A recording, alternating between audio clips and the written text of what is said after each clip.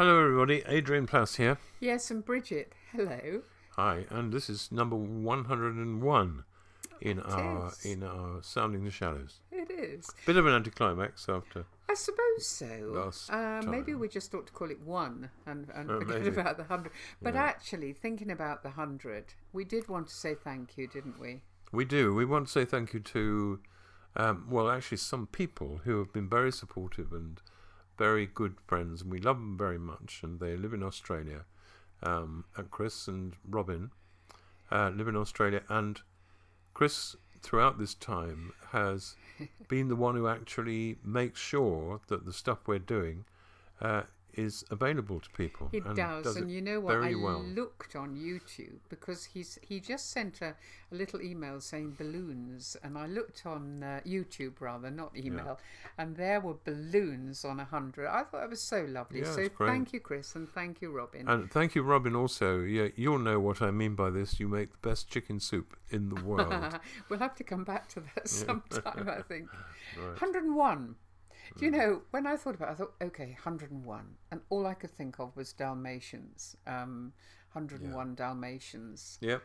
And then I started thinking about the irony of the fact that they are actually black and white, aren't they? They're white with black spots. And maybe that was always deliberate that they would be Dalmatians, because Cruella de Vil has her hair white and black, but actually she is total evil, isn't she?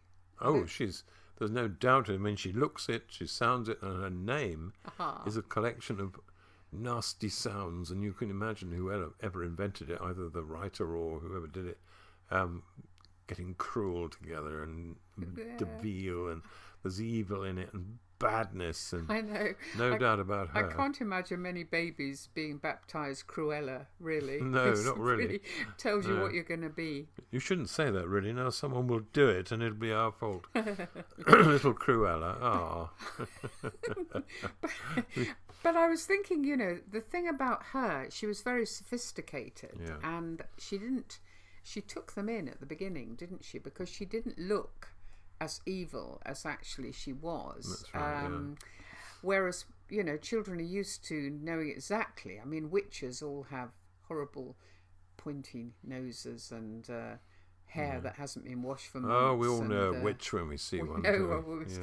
And I'm not sure how helpful it is, really, because I mean, maybe it's helpful for a child to be able to look at something and think, I know which the bad ones are. Yeah. But does it help when we grow up? I'm not sure, really. I definitely don't think it does, because looking back, I can think of people who, for a while, I thought looked as though they were going to really do something unpleasant, or were unpleasant, and they weren't, and the other way round. Of course, Jesus had a heck of a lot to say about that's that. right. Didn't Yes, he? all the sepulchres that were whitened. Yeah. But very difficult to know.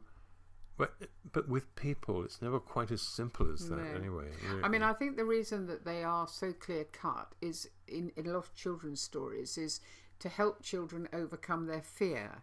That you face your fear. It didn't quite work with you and our daughter Kate. Oh yeah, did what it? was it I took her to? Well, it was the pantomime. Yeah. So it would have been the Wizard of Oz, because it was the the Wicked Wizard Witch of of the West. That's right. And on the way down, Kate was how old then? Really quite small, Adrian. But as we went down, she was walked with me. I remember very well, because it was just down the road in the hall there, and I explained to her what it was about, and I said there might be one or two bits that are a bit scary, and I think I said actually, the Wicked Witch of the West is in it, but it's only Mrs. whatever her name was, but you from did, because the sweet shop. And you gave her instructions as to what was going to happen when the Wicked Witch of the West came on. If she wanted to, she could get under my jacket.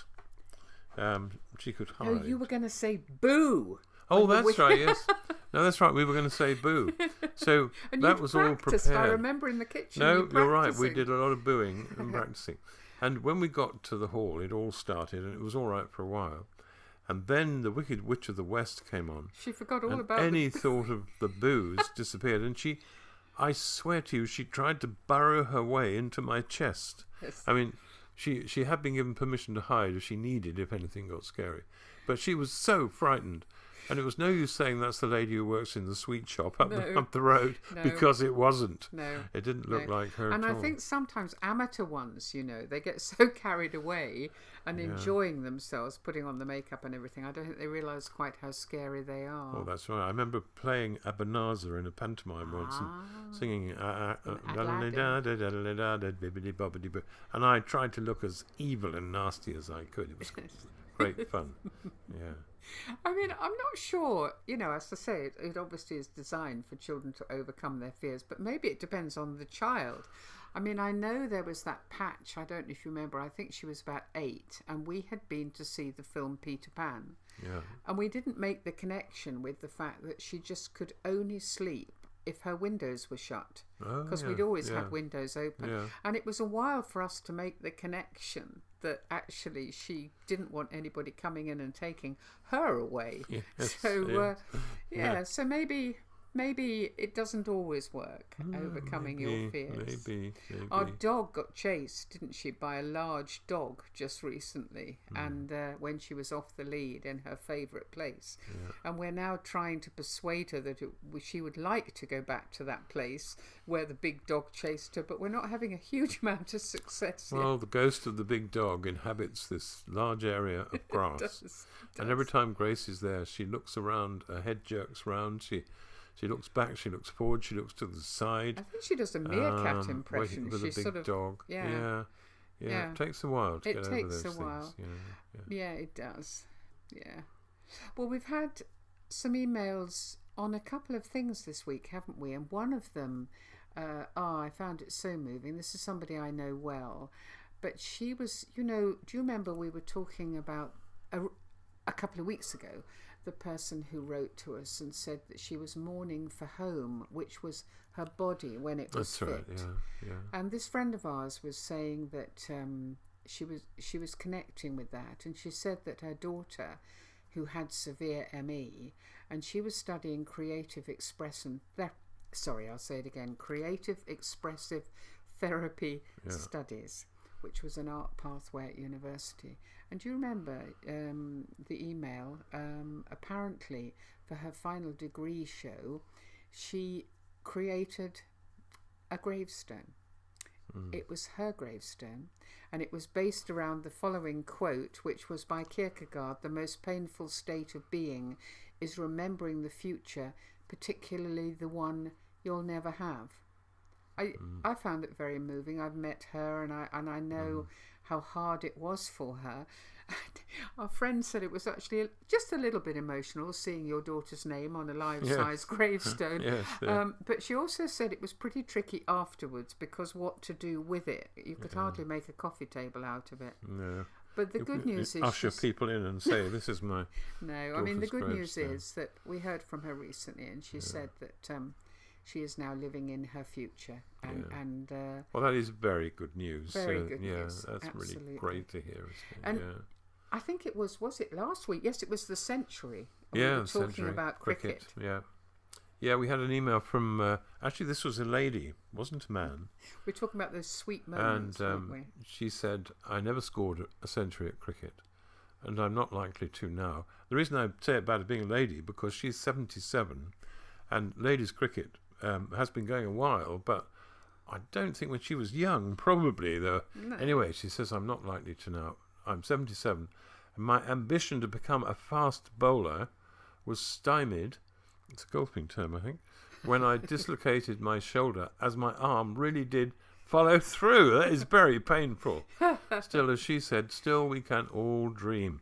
I'm really sorry about your shoulder. I think that was some time ago. Yeah, I hope expect so. Yeah. Either that, or she's trying to become a fast bowler at 77, which, well, actually, that would be quite a challenge. Very novel. Really. Did she also? She's also said one of her all sweet moments, because we mentioned lots of things about rain. Said most of ours seem to involve rain and family. Yeah, they did. And this person, someone else wrote and just said, and I related to this so much, that her sweetest moments were related to her mum, Christmas Day, favourite day of the year, opening presents and lovely moments on holiday, and remembering things like her mum saying, looking at the downs above Swanage, and her mum saying this is the most beautiful view she's ever seen. And it reminded me of lots of times that I spent with your mum, because you know, we used to love doing things together. Yeah. And she was in a wheelchair, wasn't she, for the last 8 years, but there would be that moment when, you know, like this person's mum saying this was the most beautiful view she'd ever seen. Your mum would say this is the best scone I've ever eaten. Yeah, or the best blackberries she's ever seen, or whatever. And that moment, and she really was diminished by being in her chair, but they were brilliant. It's interesting thinking. I'm not sure about your mother's childhood, but my mother's childhood was very happy. She was an only child, but she loved her parents, and they did great things together. And it put something in her that lasted her whole life. She didn't have a happy life, actually, in many ways, or not as happy a life as we all could have wished. Well, she made it as but good as it could possibly everything be. she did do, she enjoyed, and that is a huge thing. I mean, to have the capacity to recover and refresh is wonderful. And if you haven't got it, it really makes for a very hard time. But yeah, it's a great thing if you're able to do that. It really is. Well, what was the other connection with 101? Sorry, I've given it away. Yes, well, it doesn't matter. We mentioned this before. I mean, for those who haven't seen this television program, or where it doesn't happen in other countries, we have a TV program here called Room 101.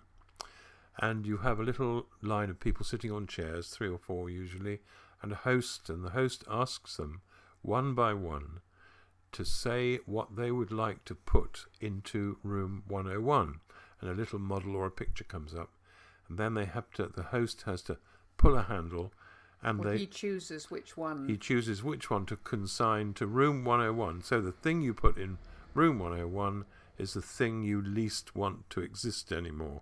So you get rid of it. That's it. Yeah. Yeah. So when you stay at a hotel, I remember the first time, and I remember the first time we went to a hotel, and they said you're in room 101.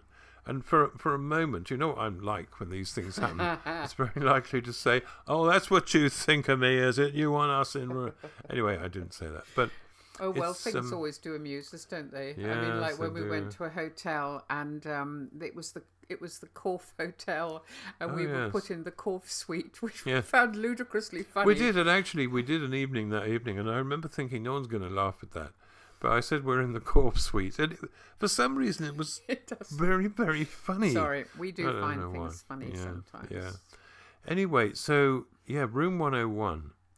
So one of the things that we thought about was thinking about characters in the Bible, and what might their room 101 be? Well, some people will know what we have thought about that, and that is that King David from the Old Testament, well, what do you think he would have put in room 101? Imagine him sitting with the TV cameras on, and the host says, "Okay, King David, now it's your turn. You were a king, weren't you, in Israel, and lots of stuff happened in your life. So what would you like to put in room 101? Well, I mean, as you say, we've talked about this before. We discovered to our amazement that Psalm 101 was a psalm that David probably always wished he hadn't created, written, whatever, because it's so smug, isn't it? I mean, he is absolutely sure that he will have in his household nobody who tells lies, nobody who behaves badly, and he certainly wouldn't have had in his household somebody who takes a woman who he sees bathing, who is married to somebody else, sleeps with her, and when she gets pregnant, tries to and then finally succeeds in murdering her husband. So in fact, in her house, he had a liar, an adulterer, and a murderer. He did. And it was him. Yes, exactly. And Whether it's smug or not, I'm not sure. I imagine it was just an ecstatic hymn to God, saying, "I will never do this. I will make sure I behave myself. Yes, you're probably right. I'll always be what you want me to be." Because it's only when you fall that you fall. Yeah, isn't you it? fall, and he fell really hard, didn't he? I think you're right. I think that's what we must think of. A few more of those. What people would put in room 101. It would be lovely to hear from people what they would put in room 101. That's true. I think. That's true. Yeah. Yes. So what would you put in room 101 then? Me? No. Sometimes I might. Sometimes I might put the dog in. No, oh gosh. Oh, this is ridiculous. I mean, the only thing I can think of is the thing that is destroying part of the world at the moment. Now, I know you're supposed to pray for your enemies, and I'm not sure I'm trying very hard, actually. But I think I would quite like to put Putin into room 101, although I don't particularly want to actually shred him.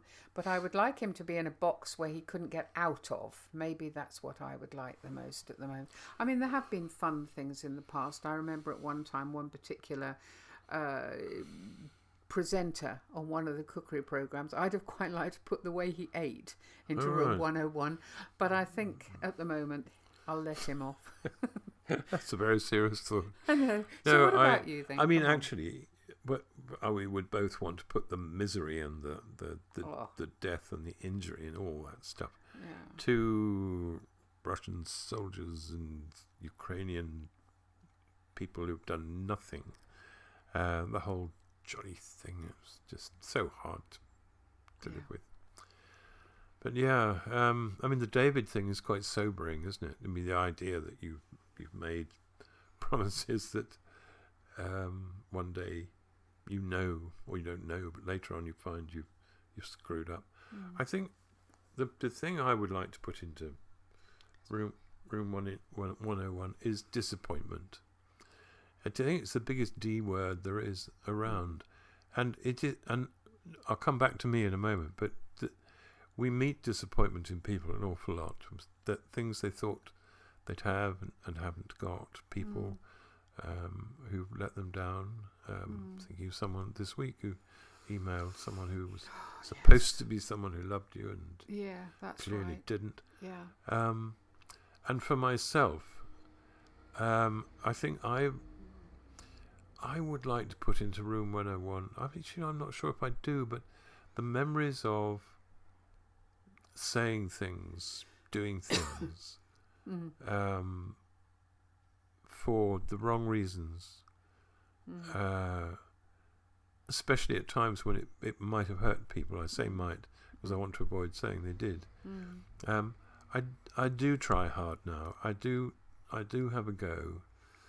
But also I think going parallel with that, I think I almost have put into room 101 the unhelpful, inappropriate guilt that goes with things in the past.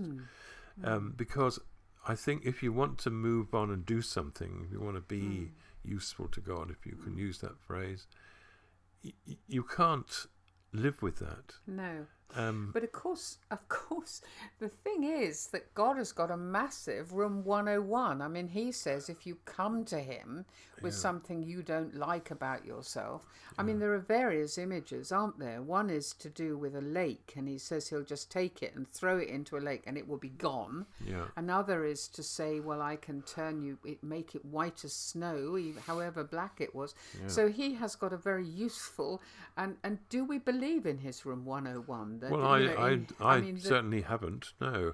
And in fact, what the greater promises of God, it's taking me all my life, even to understand that I have to start from where I am and not where I should be to tackle those things. And and I absolutely love the fact that those things are true, but I also know, because I know it of me and other people, that it isn't as easy as that. No, but it's not a bad image, is it? I mean, I've often sort of thought, well, you give God something that you don't like about yourself, and then you take it back straight away.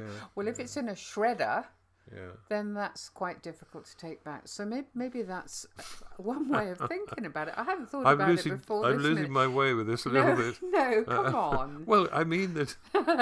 I tell you two things I think that are really important, and one is to learn to laugh about things, not to laugh at things that are really nasty, but to laugh at and with yourself and others, and to say, look, we're all in the same whatever it is.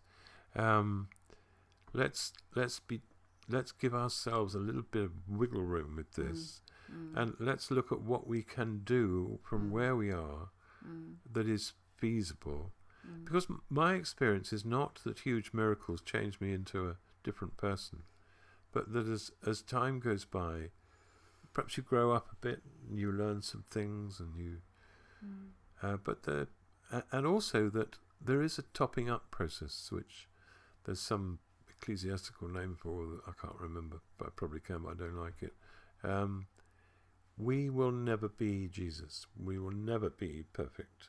No. And the gap between what we are and what perhaps we like to be, that's where Jesus stands. And so perhaps unrealistic expectation needs to go into room 101, perhaps, yeah. Start to have to believe all the fundamental things that we always said we believed when we were young people, like David saying, I will never get it wrong. I will always get it right. I don't remember us ever having a chance to think quite like that. No, but anyway, we'd love to hear what you'd like to put into Room 101. And as you've probably gathered, it doesn't actually matter if you've listened to something a few weeks ago and you want to respond to something you thought about that. It's always interesting. No, yeah, or anything at all, actually. Yeah, oh well, I'll leave you with your own particular 101 experience. See you next week. We'll see you next week. Goodbye.